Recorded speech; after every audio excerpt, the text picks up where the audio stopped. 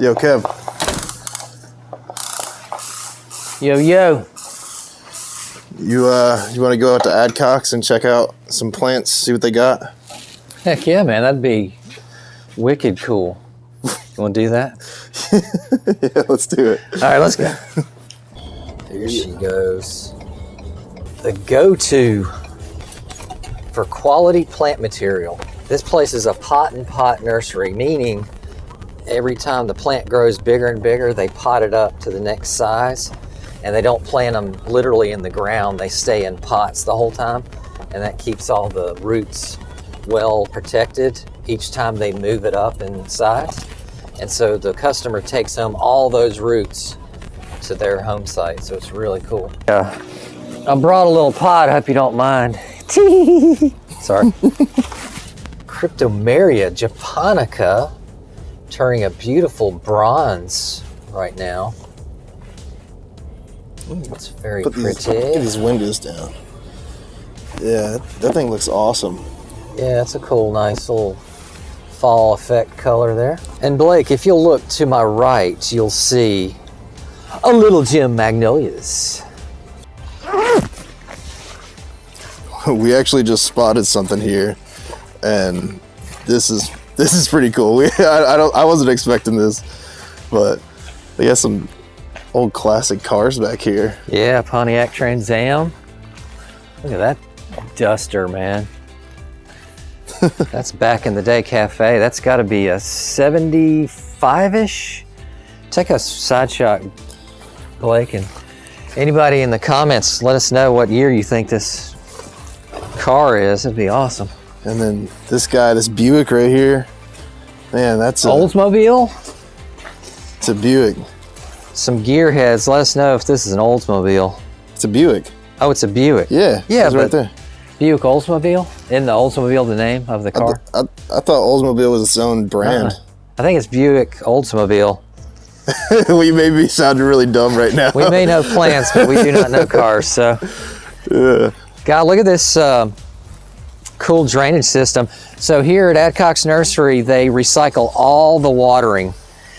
And you see the low spot here where all the collection water comes into a main piping system, and they bring it all back to several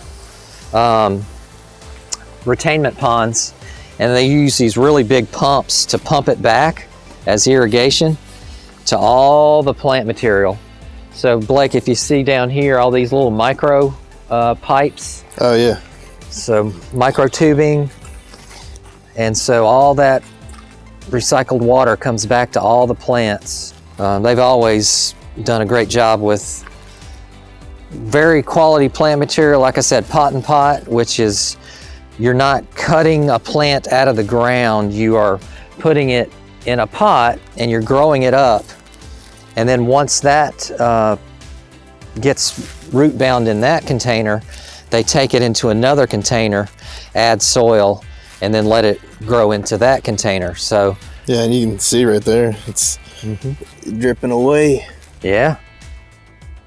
Yes, sir. And then we'll show you, hopefully once they reopen after lunchtime, they have a sample of what a typical ball and burlap tree looks like versus their tree.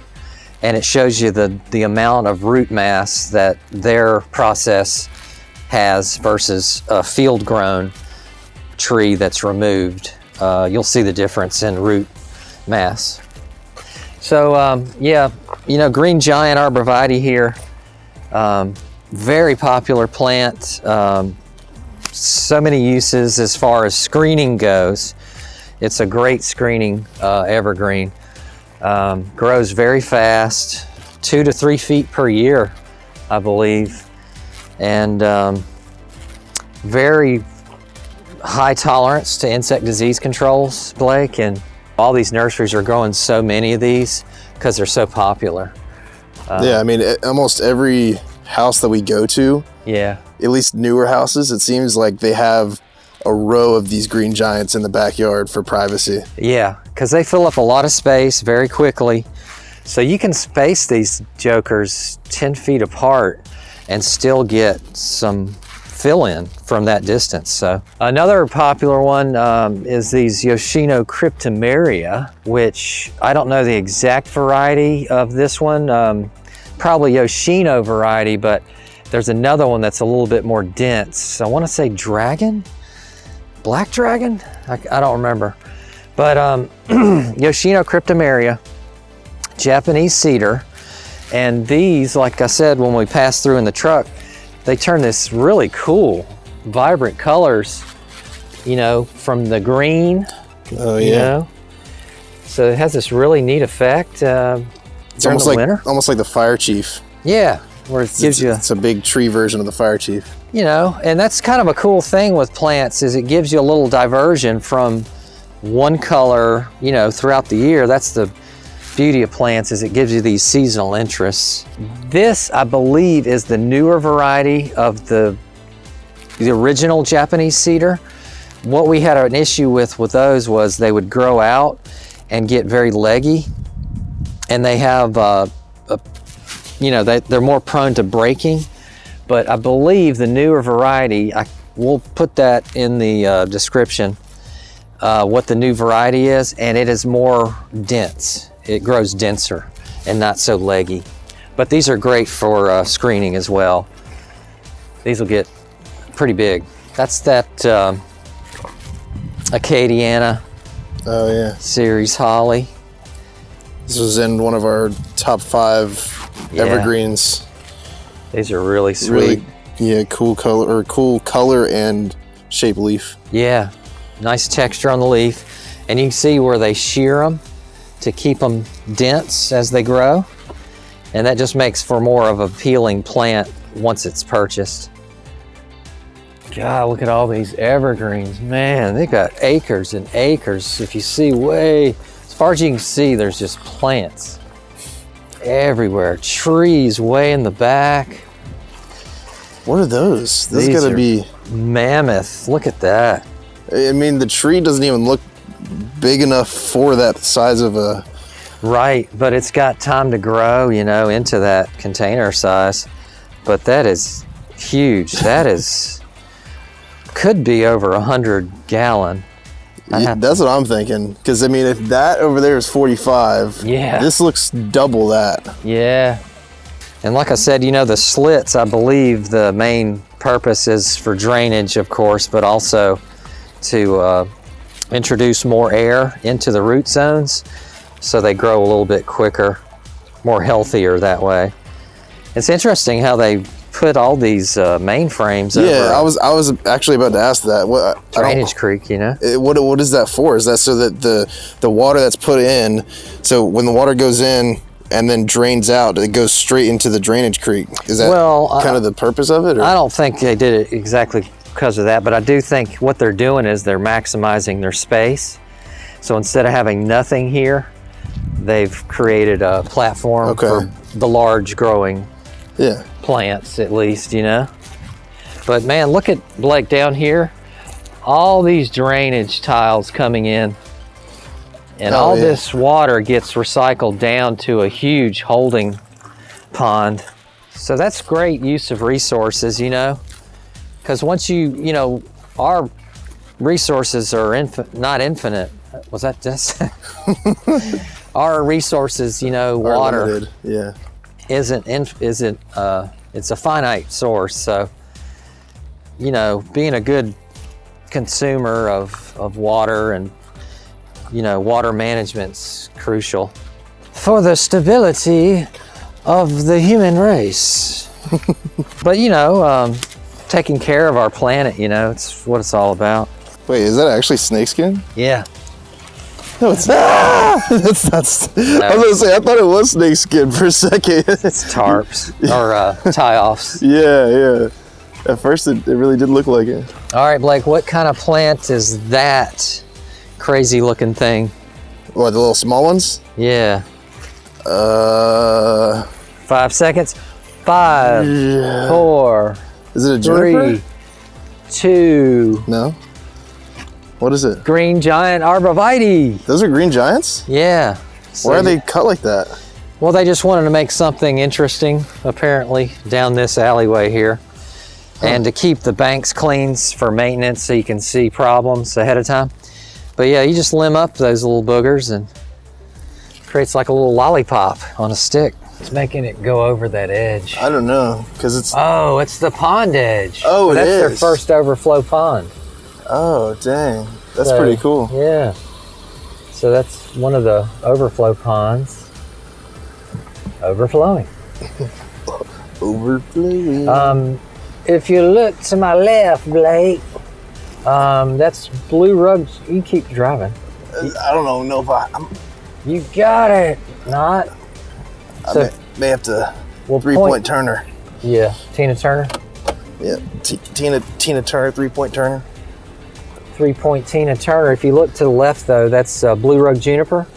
You can keep driving because once it's a majority green plant year-round, very low to the ground. But check it out if you put your camera out and look further down the street. Oh yeah. Look at the hazy purplish hue it picks up. Oh yeah, that's awesome. Mm-hmm. Interesting. And the colder it gets, the more purple they get. So one of the workers here came and told us that we need to come park our truck up front because they don't want us to puncture a tire on some rhubarb or anything. So we're gonna go. Did I say like rhubarb? Like rhubarb pie? They don't want us to eat any rhubarb pie. Yeah, exactly. While we're here, so we gotta switch vehicles. Yeah, so we're gonna switch to a golf cart. Hold on, what's this one? Oh, Sariu, yeah. Sariu. Have we covered that one. We did? Okay. Mm-hmm. This one, remember it had all the foliage back then?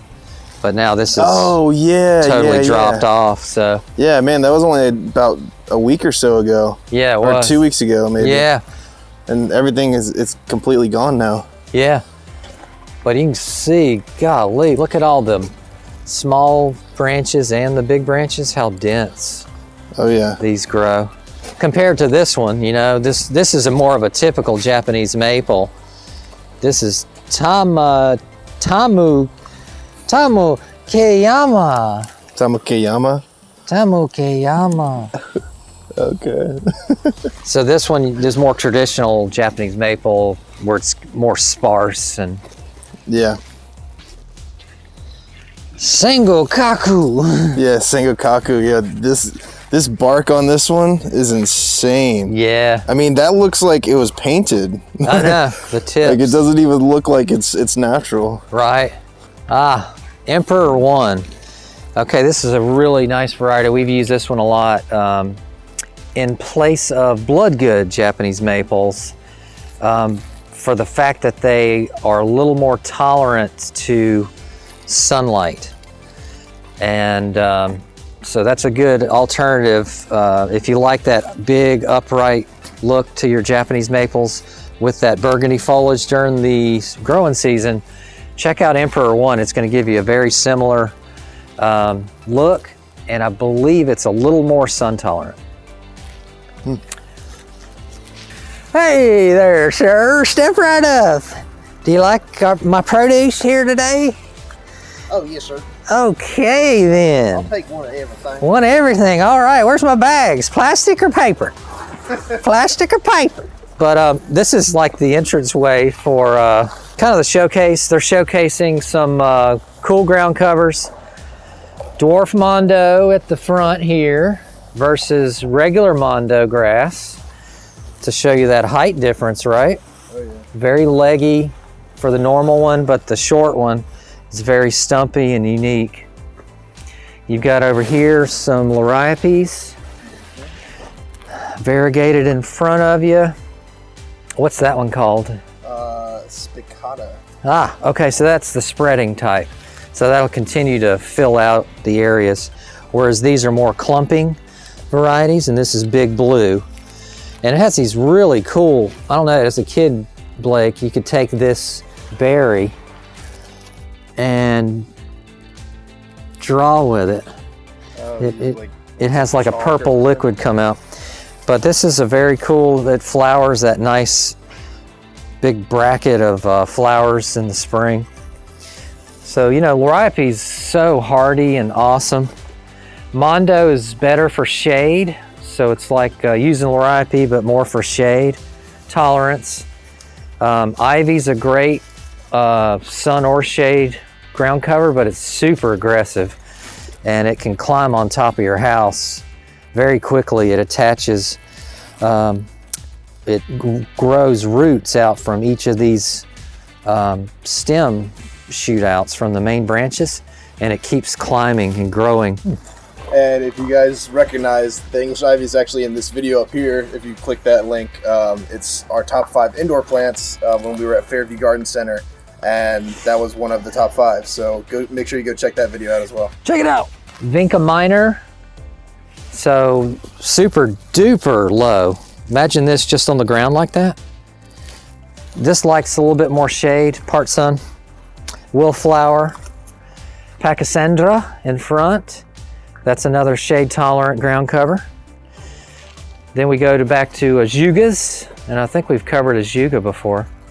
We've got some fern varieties, some nice ferns, which absolutely shade tolerant there as well. You know, ferns are a native to North Carolina as well, other parts of the country. Great shade, low foundational plant that, again, evergreen. And talk about unique foliage. This is really neat. Let's see if we can go check out the root zone comparison in here. Is that the belt my mom whipped me with? Probably. All right, Blake, if you look up close, here is a field grown example of a root system, whereas this is a container pot and pot root zone. And just look at the difference in density and amount of roots that you have. So this is a 25-gallon containerized root ball, and this is a B&B, which is ball and burlap root ball. This is performance after 2 years, and this is performance after 6 months. So you're getting a little bit quicker establishment of pot and pot versus field grown. Because when you think about it, when you're field cutting out a plant, it's cutting all these major roots of the tree or shrub. And once you take that out and put it into another area, it has to kind of repair itself over time. So you're getting a little bit of time loss from just it trying to save itself from dying. Whereas a pot and pot, all the roots are there going to your home or your project. So there's not any repairing needed. So it's going to start growing more, grow faster, establish faster. All right, Blake. All right, we're done. We're done today. Thanks everybody for watching. We hope you enjoyed it. Please comment and subscribe. And tell us to stop talking like old country folk. Yes, sir. And no, we appreciate it, everybody. I hope everybody has a safe and productive week. And we'll see you in the next video, everybody.